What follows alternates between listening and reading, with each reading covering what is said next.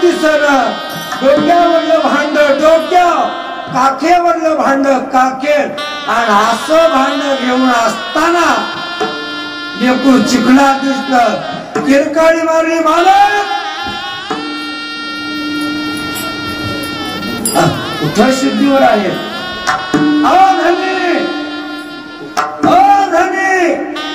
अहो ऐका मी काय म्हणते शुद्धीवर नाही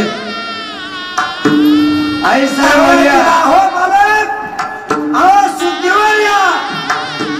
आपला स्वतःचा मोठा गोळा लेकरू स्वतःच अहो चिखलामध्ये तुम्ही तुडवले काय मालक अहो त्या काय काळ्या विठ्यानं सगळ्या आपल्या संसाराची राख रांगोळी केली मालक